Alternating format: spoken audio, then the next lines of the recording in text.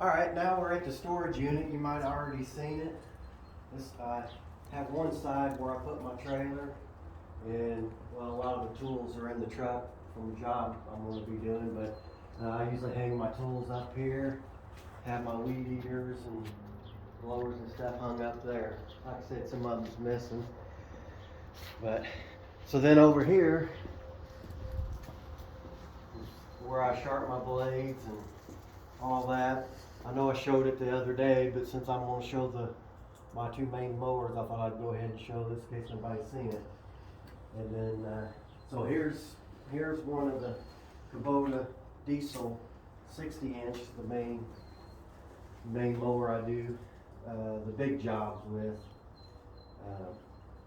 I really like it, and one thing that I like, I don't know if you know about the Kubota mowers, but you can lift this up and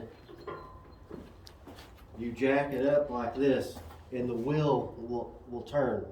I can't remember which wheel it is, but one of the wheels will be up in the air, and it jacks the mower up where you can get underneath there to sharpen the blades or anything you need to do to get under there. I definitely like that. As heavy as this is, you definitely like to have that. So I guess I could go ahead and show you how. So you just take the pins out.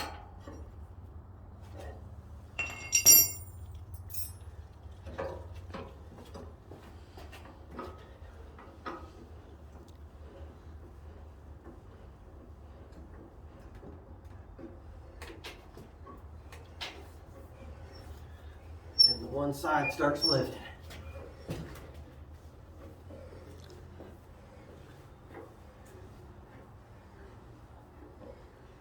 One thing you need to make sure is like this side here, sometimes it wants to get underneath there, and when you go to jack it up, it wants to get pinned up under there. So I always try to make sure it's clear as I'm jacking the mower up.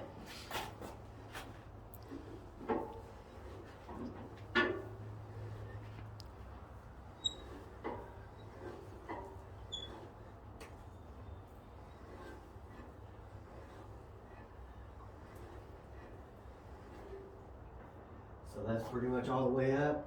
And for a safety thing, what I usually do is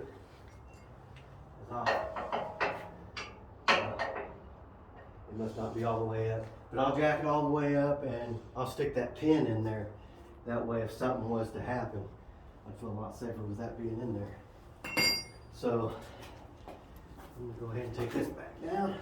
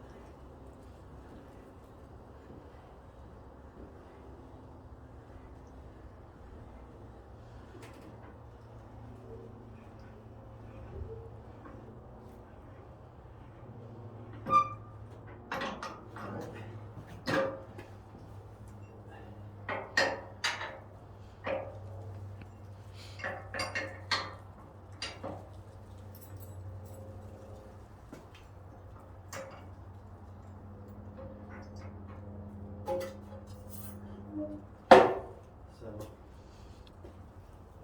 yeah, I couldn't imagine just using a regular jack as heavy as that thing is.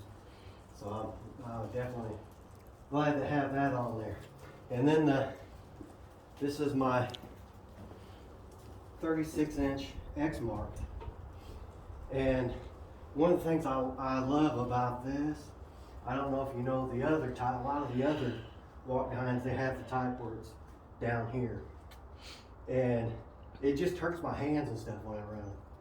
So this one here it's more up on top, and it's just a lot easier to control. I definitely love that part about it. But I take these two mowers, well, the last couple of years, and get the oil changed and get them greased up, and they'll clean them up real good and everything. I could do it myself. I just feel like going there, especially with this one here. I feel like I grease them, so I got a grease gun through the year. I'll grease it. I just like going up there. I feel like they go through it, grease everything. I'm always wondering if there's a grease fitting that I'm missing. And I just like starting off the year where they clean it up good, grease it up and everything. And although it is a little expensive to do that, I'm thinking in the long run, maybe I'll save more money, plus save the downtime by having them do it. I mean, you can see the grease just coming out of it and everything, so I feel like it should be in pretty good shape. So, alright, now I was wanting to show the mower that I would start out with if I was starting from the beginning on my business again. Alright, this is the mower that I'd use. Well, not necessarily this type of mower, but I would use a push mower. Which I like this mower and everything, but if you didn't have a lot of money, you could always start out with even a cheaper one. But a lot of people think that when they go to start their business, they got to start with the biggest mower, the best mower and everything. To me, I would just start out with a push mower. If you had another job where you done it on the weekends and started off that way where you had another income, would be great, because you could start out and just take your time building it. And I would find, if you have housing additions, I'd find a housing addition and in like small yards, and go around with the push mower and just try to get neighbors and just really narrow it down to close jobs. And then you could always, when you get into it full time, or if you could end up getting the bigger mowers and stuff. But I wouldn't get in too big of a hurry to get the bigger mowers. Like I said, I would try to get more established with the smaller ones and really get several of them. And then you'd have your the several jobs that coming in, the money, where you can afford to get the bigger stuff. But you don't have to start out with the bigger ones, but you definitely, when you get started mowing and stuff, you need to get insurance and make sure you're legit in case there's a problem or something. You want to be covered where nothing comes back on you and cost you. So I appreciate you watching this, and if you like this one, please check the other channels out that I have. Thanks a lot.